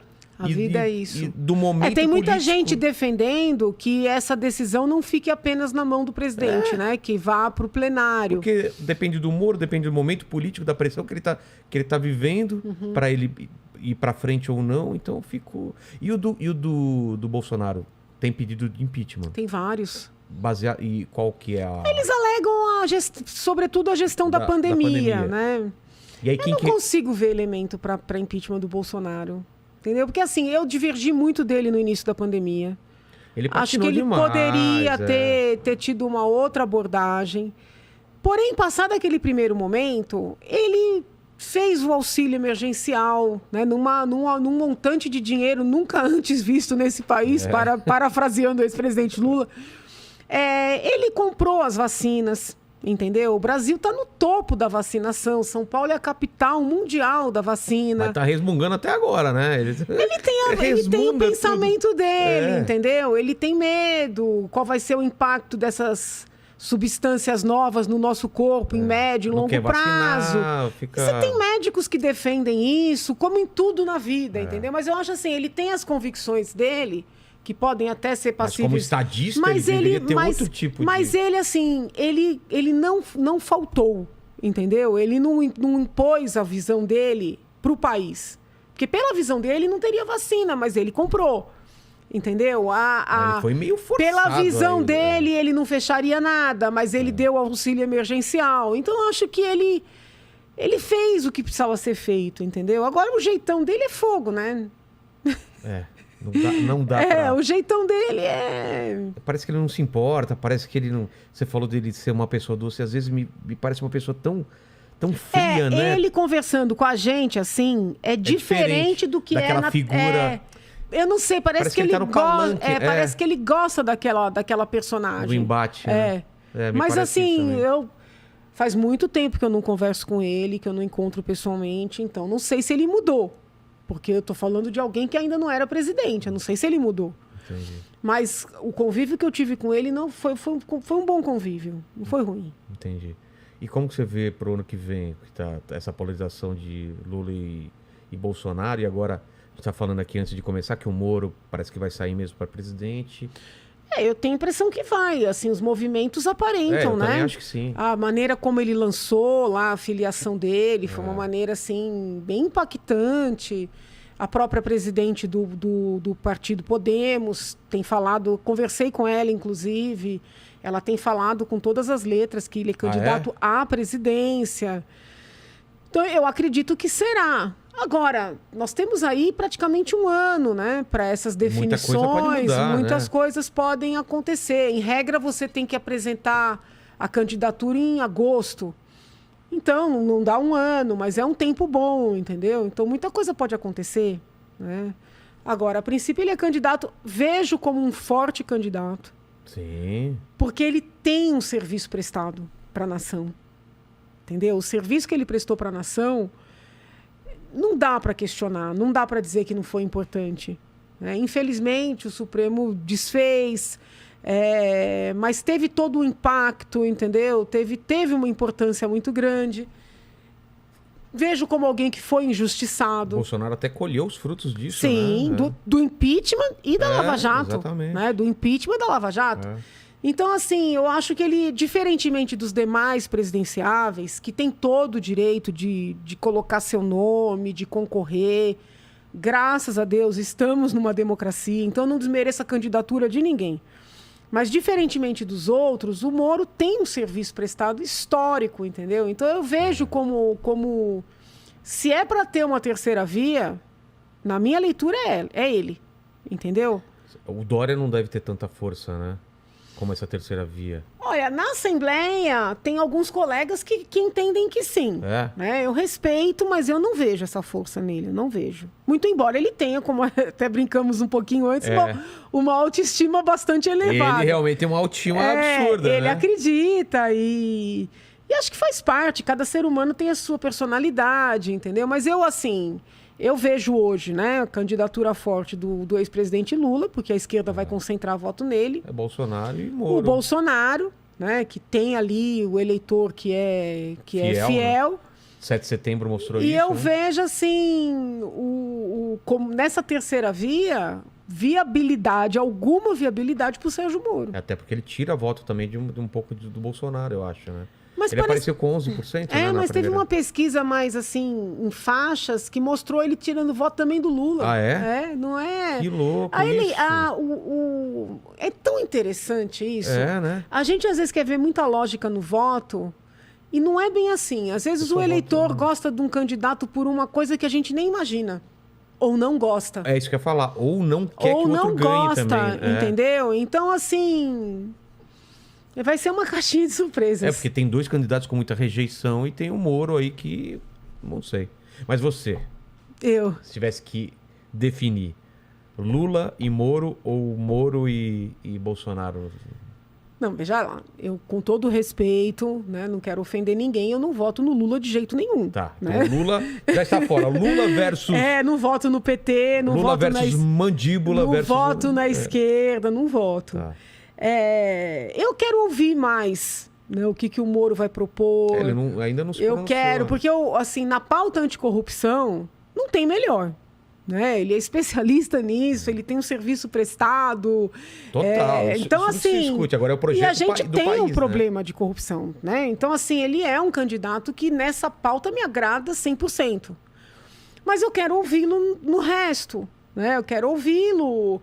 O que ele pensa para a educação, o que ele pensa para a saúde, o que ele pensa para o saneamento, o que ele pensa das chamadas pautas conservadoras, que para mim são importantes. Né? O que eu falei em 2018, eu não falei para ganhar voto. Então, eu quero ouvir, quero ver com quem ele vai se juntar. Entende? Tem então, essa assim, também, né? eu acho que é um processo. As pessoas ficam com raiva de mim. Não, você tem que fechar ou com um ou com outro, mas querem que minta? Eu não sei, eu não decidi. Entendeu? Mas tem uma pressão pra você fechar com o Bolsonaro, não? Nossa, não, mas assim, as pessoas ficam nas minhas redes. E aí, não vai declarar o voto? Traidora! Ou você tá com o Bolsonaro, ou você tá contra, ou você tá com... E aí eu tenho agora também os defensores de Moro, né? É? Ou você tá com o Moro, traíra, muro. Mas não é, eu não sei mentir. Inclusive, colegas com mais experiências falam assim, não, você tem que fazer análise de quem que é mais interessante para você se eleger. Eu falei, essa não sou eu, entendeu? Eu preciso ter certeza de quem eu acredito que vai ser melhor para o país. Entendi. Entendeu? Eu ainda não tenho essa convicção. Eu acho que são excelentes candidatos. Cada um para sua... né? Se passar Moro, vou ficar feliz, vou fazer campanha para ele. Se passar Bolsonaro, vou ficar feliz e vou fazer campanha para ele. Agora, o meu voto no primeiro turno, ainda preciso de mais elementos para decidir. Tá? Vou te dar um exemplo hoje de algo que o Bolsonaro defende, que para mim é muito importante. O Bolsonaro comprou as vacinas, disponibilizou as vacinas, mas ele defende que as pessoas têm direito de escolher. Ele é contra esse passaporte da vacina, né, demitir pessoas. Inclusive o Onyx Lorenzoni baixou uma portaria proibindo demitir pessoas por não se vacinarem. Como eu defendo muito as liberdades individuais... É uma coisa tão complicada, porque essa defesa da pessoa poder decidir sobre a vida, mas também tem um lance dela ela poder... impactar na vida de outra pessoa. Não, mas eles não disseram que precisava vacinar 70%? Todos os cálculos eram com 70%. O lance do rebanho. Cada hora eles... Não. O povo que defendeu a vacina dizia que precisava vacinar 70% para ter imunidade. Agora mudou. É autoritarismo. Entendeu? São Paulo já está com 100% vacinado e eles estão demitindo gente, 1 ou 2 que não querem se vacinar. Então, assim, a defesa que o Bolsonaro faz dessa liberdade, para mim é importante. Tá compreendendo? Entendi. Então, eu tô observando. Isso como tá nos outros países? Porque precisa, né, os outros países, eles estão... Para entrar, a maioria... Você parece o Lula, já te falaram? Putz, já me falaram. Gente, eu tô... Ah, meu Deus Desculpa, do céu. me distraí. Agora que você me falou, agora mais gente vai falar. Gente, vou cortar minha barba, gente. Não, mas não é a barba. O quê? É o olho. Para com isso. Fala aí, companheiro. Aí, companheiro. Gente, você parece muito... Volta e meia o pessoal fala o Lula jovem. Meu Deus, o Lula é feio demais, não é porque eu tô conversando com você e eu tô olhando e ele parece alguém. Aí veio na minha cabeça, Deus, desculpa. Agora não vai parar mais. Gente, mas parece demais. Sério? É isso, ó, esquece a barba. É isso aqui, eu estudei com a filha dele lá em São Bernardo. É o olho. O porte físico. Aí você já zoou demais, chutou o balde. A partir de amanhã, Lene, você assume aí, tá bom? Caramba! Mas é isso, vamos esperar as pessoas falarem das suas ideias, entendeu? Das suas propostas, né? E você falou, acho que foi um discurso, não lembro em que época foi, que você tinha medo do bolsonarismo virar um novo petismo, né? Isso como que bateu? Foi lá? na convenção. Na convenção? Quando o presidente queria me anunciar como vice. Nossa, e você falou isso? Eu achei importante mostrar para ele quem eu era. É. Eu falei, não, eu vou fazer um discurso aqui bem contundente para ele saber quem eu sou, ele não tá comprando embrulhado. É. Entendeu? Foi ali. Cara, então, aí... É porque o povo fala que eu sou traidora. Traidora! Se elegeu nas custas do Bolsonaro e agora tá abandonando. Gente, eu falei isso pra ele na convenção. Antes de eu pensar em me candidatar. Como é que é traidora, meu pai? Entendeu? Não tem cabimento isso. Mas qualquer pessoa é traidora também. O pessoal pra colocar traidora... Eu falei, gente... Eu sou traidor de vários movimentos aqui, né? Cada semana meu podcast é uma coisa. Já foi o braço do PT na internet. Já foi o braço do MBL. É. Já fui braço do bolsonarismo aqui também. Cada semana. Bem, todo mundo aqui, o pessoal não entende, né? Mas como que tá o chat? Tá uma briga? Tá tranquilo? Até que não, hoje tá mais de boa? sossegado. Não tá de boa, porque tem uma galera que floda sem necessidade. Falando o quê, por exemplo? Bolsonaro Traidora? presidente... Traidora colocaram? Mas não flodaram. Até Mas falaram colocaram... que eu pareço o Lula também? Não, o do Lula não tinham falado.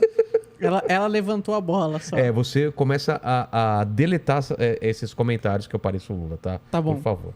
Pode deixar. Mas parece. Vou te culpar pro resto da vida. Vou ter que cortar a barba agora, É que cara. nunca ninguém falou no ar, é isso? Nunca. É que desculpa foi Não, mas vários Porque comentários já. Eu tava tentando lembrar com quem era. Mas eu nunca achei parecido, porque Parece o pessoal coloca demais. Não, falam... Olha só, Lula e quando eu tava com a barba menor, com Tony o Stark. Tony Stark, né? Eu não sei quem Depois é. o cara, o Homem de Ferro. Ah, sim. Lembro também. Então. Lembro. Mas aí que agora vai ficar Lula só. O que a gente tava falando? Tava falando... do cenário pro ano que vem. E, Mandíbula, então manda aí alguma pergunta antes da gente mudar de assunto. Realmente, o pessoal tava perguntando muito sobre isso que a gente acabou de... Inclusive, o João Luiz Vilas Boas mandou um superchat aqui na hora que você puxou o assunto. Ah, é? O que eles falam? Que ele falando que quem ela apoiaria no segundo turno. Moro, Lula ou Bolsonaro. Ela acabou de falar. Então. E em relação às pautas que o Bolsonaro defendia, você acha que ele meio que traiu esse movimento conservador? Ele conseguiu fazer o que ele podia? Qual é a sua visão sobre o que ele se propôs e o que ele realmente fez dessas pautas? Eu não acho que ele traiu o movimento conservador. Essa questão de liberdades também não traiu. Porque, assim, na verdade, tem gente que acha que ele tinha que fazer reformas nessa seara. A minha leitura é diferente. A minha leitura é que ele só não deveria deixar avançar o que queriam fazer, entendeu? Entendi. Então, por exemplo, só de você não deixar avançar a pauta da legalização do aborto, já é uma grande coisa, né? Porque o desejo, o ímpeto ali é legalizar. O PSOL entrou com uma ação no Supremo Tribunal Federal, eu fui lá sustentar contra, para a pessoa chegar no hospital do SUS e dizer, quero fazer um aborto, entendeu? Sem nenhum motivo, sem nem nada. Então, assim, só dele segurar esse ímpeto já fez uma grande coisa, entendeu? Então, nisso aí, não acho que houve traição, não. Acho que a luta contra a corrupção, ela acabou ficando mais branda, né? Houve ali projetos que poderiam não ter sido sancionados. Poderia ter dado um gás nisso aí. Né? A pauta econômica... O problema da pauta econômica também, a gente tem que ser justo, né? Essa pandemia chacoalhou o mundo. Então, também dizer que a culpa é do Guedes, que a culpa é de não sei quem, eu acho que foi uma coisa que teve um impacto mundial. Entendeu? Falta de sorte, né? De pegar uma maré dessa logo no primeiro mandato. Mas não tem como, né? Não ficar puto com a gasolina, com tudo que tá... Não tem como, a população está sentindo e o que vai fazer? Não tem, infelizmente. Isso deve pesar cada vez mais, né, nas pesquisas aí, né? Parece que hoje eu vi, parece que baixou... Para 19%.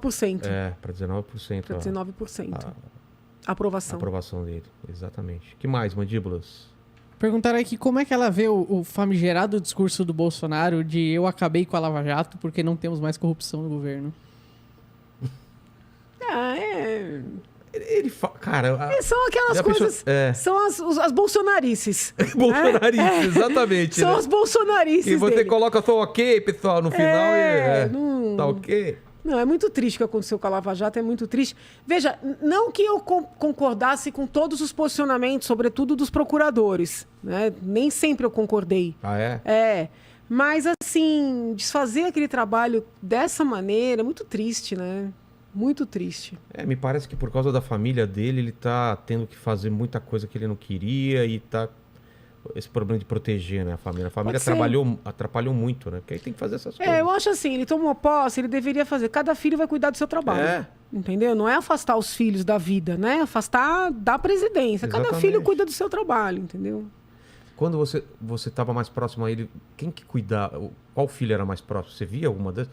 Esse lance do gabinete do ódio que o pessoal falava? Eu nunca vi isso aí, pra ser bem honesta. Mas você nunca sentiu os efeitos também de ser atacada por um ataque? Sim, mas eu não acho que era... Não sei se era de lá, de dentro, entendeu? Entendi. Como dizem, né? Aquela CPI das fake news foi meio fake, a própria CPI. Ela foi bem construída, né? Então... Você nunca sabe quais são os motivos reais, né? Porque as pessoas fazem Eu acho assim, vamos falar a verdade aqui. Estão tentando derrubar o homem, criando factoides desde o começo. Sim, essa primeiro dia CPI de das governo. fake news, depois essa CPI da Covid. Então, assim, pessoas que estavam ao lado dele já viraram 100% muito rapidamente, entendeu? O que eu faço é criticar o que eu acho que tá errado. Isso aí eu vou fazer a vida inteira. Goste, quer xingar, xinga. Quer votar, vota, não quer, não vota. Eu sou assim. Agora também uma virada, sabe, assim, completa. Achei tudo um pouco estranho, assim. Mas ficam te cobrando, né? Como você teve à frente da Dilma, de agora você tem que estar à frente de todo impeachment. Não ficam te cobrando? Sim. Impeachment de tal pessoa, parece que eu sou pedidora geral. oficial. Pedidora de impeachment geral da União. Exatamente. Exatamente. Vamos fingir o impeachment do Mandíbula depois dessa piada que ele fez com o meu peso. Ixi, mas essa não é uma prova... Já tá gaguejando porque você sabe... Você sabe o que você fez. Manda aí, Mandíbula. Perguntaram como que veio a decisão de ir pra eleição como candidato estadual e os recordes. Qual foi pra você os recordes absurda a votação. de votos e tal? Você esperava alguma coisa parecida? Acho que ninguém espera um negócio desse, né? Quanto é? 2 milhões? Quanto 2 milhões... 60.786 votos. Caramba. Um negócio impactante. Eu vi aqui que era 9,88% do eleitorado geral. É muito voto. O que você acha que foi? Primeiro eu agradeço a confiança. Acho que foram vários fatores. Eu acho que juntou o impeachment. Muitas pessoas disseram que a minha defesa da vida também teve peso. Não desmereço ter apoiado o presidente, né? Quando ele tomou a facada, eu confesso que eu fiquei muito, muito impactada. E eu abracei a campanha dele, assim, mais do que a minha mesmo, sabe? Eu fiquei, assim, muito impactada com a facada. Então, talvez, eu lembro de gente que me falava assim, nossa, como você defende, como você luta para a eleição dele. Então, também não tiro essa... que tem havido também o efeito de eu ter defendido o presidente como eu defendi, entendeu? Agora, ele nunca fez nada, nunca me apoiou em nada, entendeu? Publicamente? Porque o povo fica assim, porque você deve a ele. Não gravou um vídeo. De apoio. Não.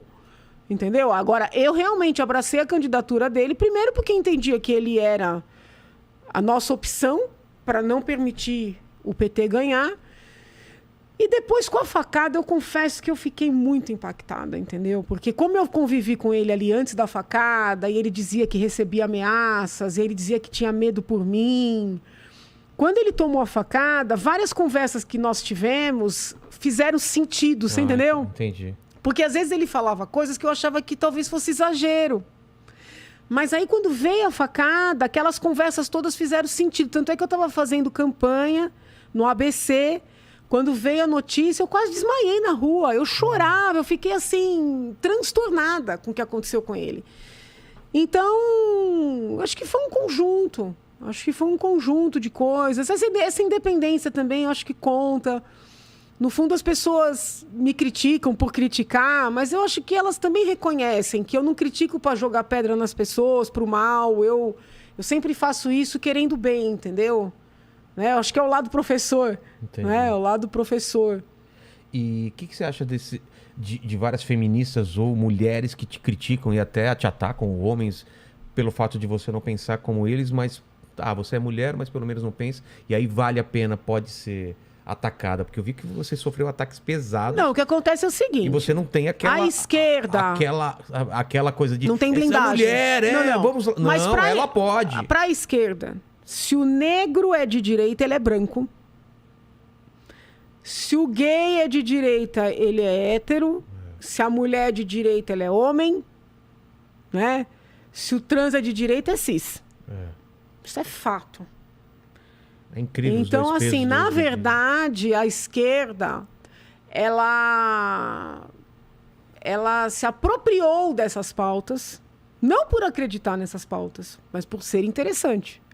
Porque se você acredita, você defende independentemente de quem seja a pessoa. Eu penso da mesma Entendeu? forma. Então, assim, é uma dois... falácia. É uma falácia. E Então, você nem viu aí. isso, né? Você viu Sim. isso. É você, pode atacar, pode xingar, pode fazer o que quiser. E aí, a Tabata, a gente conversou também disso, né? Que ela sofre pra caramba também. E eu vejo isso toda hora. Que dependendo da pessoa, pode atacar. Não, essa aqui é mulher, como vocês estão fazendo. Sim, não estão nem aí. Eles não estão nem aí. Isso me deixa... a hipocrisia, né? Vai, ô hipócrita. Ô, louco. Não, eu tô no veneno com você, Eu cara. percebi. Vamos lá. Ó, eu mandei algumas pra você. Você mandou aí aqui também. perguntas? Então Mandei. no meu Asus, tá bom. Mas aí perguntaram aqui, o Pedro, uma coisa que tava sendo muito comentada aqui no chat, e muita gente pedindo, aí o Pedro mandou um superchat pra gente, perguntou, Mandíbula, pede pra ela falar um pouco sobre a treta com o Mamãe Falei, o Arthur Duval, e o que ela acha do MBL. A treta com o Arthur foi por causa da PL 29, eu acho, do Dória? Não, Foi isso? é até chato ficar... Ele sabe, né, que eu lutei feito louca. Eu lutei por meses para conseguir tirar daquele projeto o Oncocentro, que é um hospital do câncer. Mas só dá o contexto pra gente saber É um o que projeto que veio do governo, muito do amplo, PL. tratando de vários temas. E dentre esses temas, eles fechariam o Oncocentro, que é um hospital do câncer, o IMESC, que é um órgão de auxílio à justiça, que faz as investigações de paternidade de crianças carentes, Sim. a FURP, que é um laboratório público, que eu entendo importante pela segurança medicinal, e o ITESP, dentre outras. Eu realmente, desde o primeiro momento que esse projeto chegou, eu falei, olha, gente, eu não gosto do projeto como um todo, mas eu estou aqui apresentando proposta para retirar essas instituições que, para mim, são primordiais. Entendeu? Então, assim, se eles tirarem... Mas por que ia extinguir isso daí? A troco de Porque quê? o governador fala que quer enxugar o Estado, que vai Privatizar. extinguir empresas. Mas uma coisa é empresa, outra coisa é um hospital. E aí veio, no meio ali das instituições que ele ia extinguir, estas, e havia outras também que até eram importantes, mas eu precisei escolher prioridades. E eu lutei por essas prioridades por meses. E eu tenho um orgulho enorme de ter conseguido salvá-las, entendeu? Salvei o quê? O serviço. Né? O serviço. Ele, de raiva, porque eu não apoiei a manifestação dele do dia 12, teve uma manifestação dia 7 de setembro e uma no dia 12 de setembro, que ele foi um dos organizadores. Sim, sim. Eles foram no meu gabinete, pedir apoio para isso, pedir para eu ser candidata à presidência da República. Podem até dizer que eu tô mentindo, porque eu não gravo ninguém. Eles pediram pra... Pediram, a MBL foi no meu gabinete. Pra ser candidata? Sim, lá atrás. Caramba. Quando eles viram que eu não ia apoiar a movimentação deles para tirar o presidente, ele quis me atingir. Aí colocou que eu teria negociado cargos. Entendeu? Como se... Aí eu quis entender que cargos eram esses. Eu exigi que ele desse o nome de quem foi beneficiado, quais cargos. Tudo em relação a essa votação. Aí ele disse, quando você salva 4 empresas, você salva os cargos. Olha a loucura. Entendeu? Então, assim, é muito grave o que ele fez. Porque ele sabia que eu estava lutando para manter os serviços. Atenção às crianças carentes, para fazer investigação de paternidade, os exames de prevenção ao câncer que o Oncocentro faz. O Oncocentro faz as próteses de pessoas que têm câncer de cabeça e pescoço. Então, ele não desconhecia. Mas para me atacar, entendeu? Me ferir, né? Ferir a minha honra, ele colocou isso nas redes dele, de raiva. Por uma coincidência do destino, eu encontrei recentemente uma matéria mostrando que ele fez isso com um ex-membro do MBL, que eu não vou lembrar o nome, quando o rapaz arrumou emprego na Jovem Pan. O rapaz arrumou emprego na Jovem Pan, ele ligou para o dono da Jovem Pan e disse que o rapaz tinha cometido crimes dentro do MBL. Eu vi uma matéria dizendo isso aí. Caramba. Aí eu falei, meu Deus, então ele é o zero e vezeiro dessa prática. O zero e vezeiro. Então, assim, é uma coisa que, se a gente está lá no plenário, eu e você, a gente diverge, sei lá, né? Claro que não é uma coisa bonita, não estou aqui defendendo, mas se a gente perde a cabeça e se atraca lá, entendeu? Você me dá um tapa, claro que vai ter confusão, vai ter... Mas, assim, eu acho mais compreensível a pessoa perder a cabeça ali no plenário, que é um ambiente tenso, do que deliberadamente escrever uma mentira sobre uma pessoa que sabe que não fez, entendeu? Mas como efeito dessa PL, teve aumento do ICMS, né? Teve diminuição da isenção. Diminuição da isenção. Da isenção, entendeu? E que acabou sendo ruim? O governo está voltando atrás agora em vários pontos. Toda hora manda lá um outro PL dando isenção, entendeu? Eu acho assim, o governo Dória... ele erra demais, né? Ele mistura assuntos. Então, às vezes, vem um projeto que tem uma parte boa, duas partes ruins, e aí você quer votar na parte boa, não consegue. Essa não dava, por exemplo, para fatiar, não dava para mexer. O que eu consegui foi tirar essas entidades... essas 4. E tirar todo o capítulo que ele aumentava, aí sim, significativamente, o imposto de transmissão causa-mortes e o imposto de doação. Isso ninguém fala, fui eu que consegui. Entendeu? Isso ninguém fala. Então, assim, depois disso aí, realmente eu não tenho mais condições de manter nenhum diálogo com o deputado Arthur. Porque eu considero algo muito grave, porque foi deliberado e ele sabia, não foi um equívoco. Ele sabia que eu não tinha feito aquilo. Aquilo que você fala é... Negociar cargo. O que eu fiz foi salvar as entidades. Eu nem sabia quem trabalhava lá, com o objetivo de salvar os serviços. Vamos imaginar que tem uma escola estadual no seu bairro. Tá. E aí você vê uma notícia de que vai ter um enxugamento, as crianças vão ser remanejadas, vamos fechar a escola. Aí você entra com ação, você vai para a porta do governador, e aí alguém diz que você lutou para manter os empregos e não o serviço para as crianças. Consegue entender? Entendi. É muito grave. Então, tem volta não. Entendi. Então, Arthur, tá respondido aí a questão. Que mais, Mandíbula? Você me mandou aqui, né? Carlos Gonçalves. Doutora Janaína, o que a senhora aprendeu de política, o toma lá da cá e a corrupção características? A senhora acha que a curto prazo a política nacional tem jeito? É mais ou menos a pergunta que eu falei desse lance do sistema, Olha, né? eu trabalho sem nenhum tipo de toma lá da cá. Tem colegas que trabalham. Mas você vê lá dentro, também. Né, então, assim, eu não tenho essa visão de que esteja tudo perdido, sabe? Eu acho que tem muito a ser feito. Tem uma visão otimista em relação à política? Tenho. É mesmo? Da vida, né? Eu sou uma pessoa otimista. É?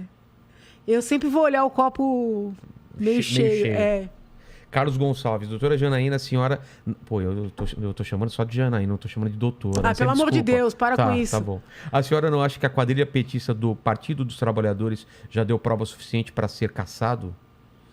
Tem uma discussão, né? Como eles defendem ditaduras, como teve toda essa situação envolvendo esses valores.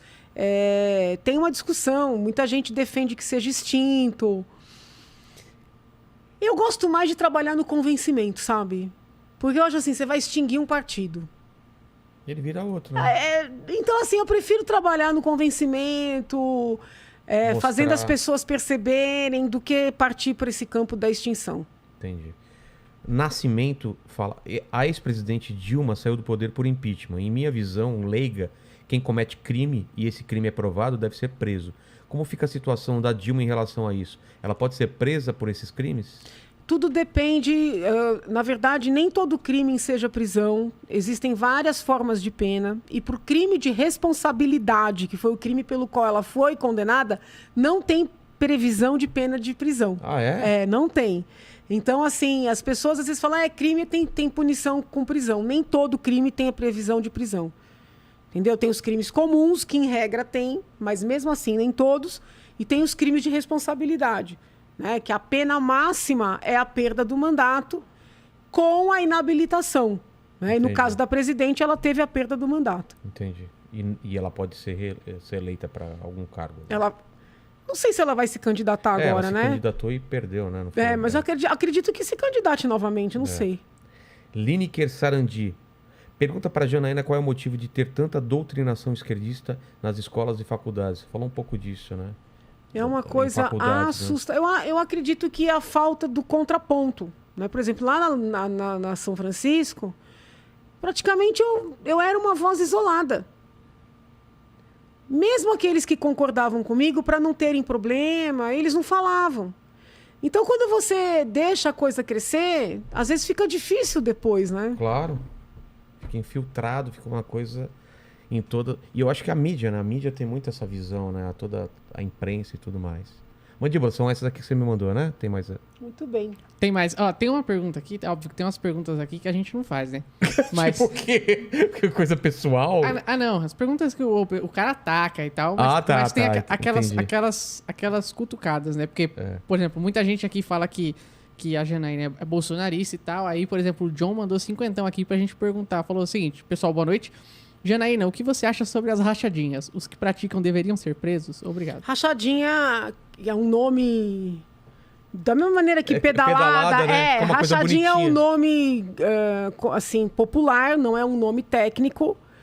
Tecnicamente se chama peculato, tá? Porque o que acontece? A pessoa encontra uma maneira de tirar o dinheiro público, de desviar o dinheiro público. Então é uma situação clara de peculato. Tá. Que tem o prejuízo, vamos dizer assim, econômico, porque aqueles valores não deveriam ser retirados. E tem o prejuízo para o funcionamento também. Porque, em regra, a pessoa, para se submeter a essa prática, ela não é uma pessoa qualificada. Não raras vezes a pessoa sequer trabalha. Exatamente. Então, o trabalho também fica defasado, entendeu? Não sei se eu fui clara. Claro, poderia ter uma pessoa lá fazendo o trabalho crime, realmente. Sim, é um crime, sim. E para este crime tem previsão de pena privativa de liberdade. Agora, claro, tem processo, tem inquérito, tem todo o trâmite, entendeu? Mas é crime, sim. Entendi. Tava com medo de fazer essa pergunta? Não, essa não. Tá eu falei, bom. Tem algumas outras que eu não vou fazer, mas... Tá bom.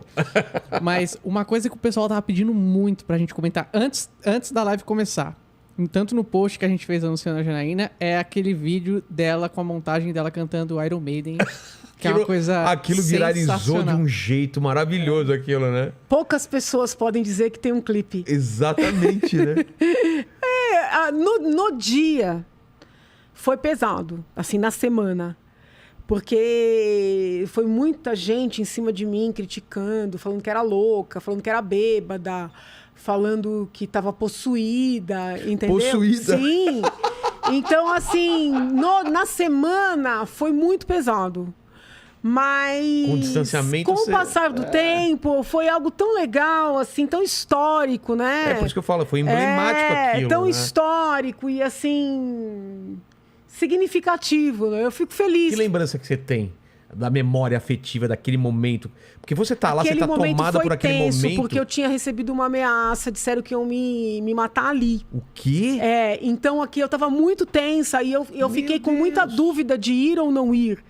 E eu entendi que eu tinha que ir, entendeu? E então, assim, foi uma somatória ali. Uma mistura de emoções. Então foi forte, foi um momento forte. Imagina. Né?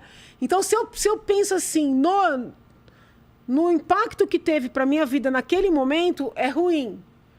Mas se você olha com um olhar mais assim, de pessoa mais madura, entendeu? Que compreende o teu momento ali e o impacto que o clipe teve, somente na juventude, a meninada gosta daquele clipe. Então, assim, é legal ter, entendeu? Pô, legal pra caramba. Depois veja, quem não viu isso daí. Eu gosto muito de rock, né? Eu gosto, entendeu? Eu gosto de dançar, eu gosto de ouvir. Então, assim, é legal. Total. Fala aí, Mandíbula. Você gostou? Gostei demais. Pô, sensacional. E aí, outra coisa aqui que o Heitor Gomes mandou pra gente, também é uma leve cutucada ao presidente, né, principalmente. Ele falou que a Janaína ficou impactada também depois dos milhares de mortes levados por erros de fake news do presidente, ou foi só a empatia seletiva com a facada? Ele perguntou. É que eu não vejo culpa. Ele tá colocando dois eu não momentos, vejo culpa do presidente nessas mortes. Porque, assim, se fosse assim, que nem quando eu li lá o parecer defendendo que ele praticou crime contra a humanidade, dizendo até que ele teria que responder por todas as mortes por Covid, juridicamente, com todo respeito, é risível, porque... E o tanto de pessoa que morreu nos outros países? Proporcionalmente, o Brasil não foi o país onde mais se morreu. Então, me parece forçar muito... Perdão. Tranquilo. Forçar muito a natureza, querer atribuir a ele as mortes. Criticá-lo, né, da maneira da condução, sobretudo no início, essa maneira dele de brincar com tudo. Isso aí, obrigada. Isso aí É coisa que tem que investigar e tem que é natural, discutir, entendeu? Criticar. Mas assim, eu não consigo ver liame entre as mortes e o presidente. Não consigo. Entendi. Agora, as mortes são terríveis, né? Tudo que a gente passou, sobretudo a insegurança de não saber o que é. Agora, por exemplo, começa de novo essa nova cepa. Tô assustado pra caramba com isso daí. Tô unida com vários colegas na Assembleia pra gente não ter carnaval. Né? Desculpe quem tá aí assistindo. Não dá pra ter. Não dá pra ter, entendeu? O governador João Dória fez carnaval ano passado, foi lá no Sambódromo, aí os números explodiram, aí fechou tudo. Então, assim, gente, vamos ter responsabilidade. Eu acredito assim. Para não sofrer depois. Para poder trabalhar, para poder estudar. Não estou desmerecendo o carnaval, mas eu acho que não é momento. Ainda mais com essa nova cepa aí de África do Sul. Que a gente ainda não sabe o que vai ser, entendeu? É assustador. Outra coisa que estão perguntando bastante aqui é aquela fala que a Janaína deu a respeito, que ela falou o seguinte, que alimentar dependente químico não é caridade e criticou o padre Júlio Lancelotti. Ela podia explicar. É que não foi isso que eu falei. Bom. O que eu falei foi o seguinte. Só para dar você contexto, alimentar... Né? O que acontece? O padre... Ele distribui junto com outros religiosos quentinhas na Cracolândia. Tá. Quando você faz isso, você está alimentando a pessoa que é dependente química no lugar em que ela compra e que ela usa droga. Eu sei que o objetivo não é esse, mas é um estímulo para ela permanecer ali. É diferente de você, vamos ser um assistente social ou um religioso, você vai lá e fala, olha, colega, você quer se alimentar? Tem ali um abrigo com refeição, vamos lá comigo, entendeu? Chega lá, tem um psicólogo, tem um assistente social, e existem esses equipamentos em São Paulo. Quando você alimenta a pessoa no lugar que ela usa droga, você acaba mantendo essa pessoa ali, o que favorece o tráfico. Quem lucra com aquela pessoa ali? Comprando droga e usando droga ali e ainda fazendo, vamos dizer assim, uma barreira, né? A questão não é que não era para dar o alimento. Ninguém tá...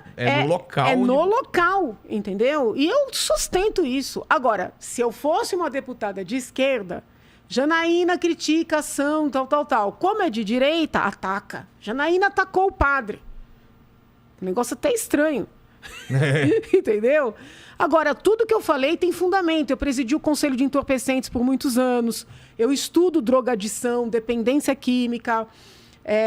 Então, assim, eu não falei bobagem. O que eu falei, eu sustento. Entendi. Você tem que encontrar caminhos de tirar a pessoa dali e não alimentá-la no local em que ela compra e consome droga. Entendi. Entendeu? Para mim ficou claro. Obrigado, Mandíbula, pelas perguntas. Obrigado, Janaína. Eu que agradeço. Papo legal, foi muito esclarecedor aí. Obrigada. E você viveu um momento muito importante do país e é legal escutar esse relato vindo de você. Mas a gente sempre termina aqui fazendo as 3 mesmas perguntas para todo mundo. Mas agora não me lembro quais são. Melhor ainda, porque você vai responder assim de bate-pronto. E a gente está aqui celebrando sua carreira, sua história de vida e olhando para trás, Janaína, qual foi o momento mais difícil da sua vida ou da sua carreira, né? Já que as duas coisas estão muito unidas, né, no seu caso. Eu acho que levar aquele processo até o final foi muito difícil. Quanto tempo total? Deu 1 ano, né? 1 ano, né? Porque a gente fez o pedido dia 1º de setembro. A decisão foi dia 31 de agosto do ano seguinte. Foi praticamente 1 ano. Imagino que para Fora saúde... o tempo anterior, que eu cuidei para redigir, para tentar buscar apoio, entendeu? Então, assim, foi um período bem difícil. Porque noite sem dormir, desgaste, Um período muito ansiedade. muito difícil, assim. Muita tensão Então foi um período difícil. A segunda pergunta é o seguinte: iremos morrer todos um dia, espero que demore muito tempo. Mas esse vídeo, assim como aquele vídeo seu do que virou meme, né, Mandíbula? Vai ficar para sempre na internet. Então o pessoal pode voltar aqui 187 anos e querer saber quais são as últimas palavras de Janaína. Qual seria o seu epitáfio? O pessoal que voltar. Ai, meu Deus, aqui, sabia que eu já muito tempo. pensei isso, É? mas agora eu não consigo.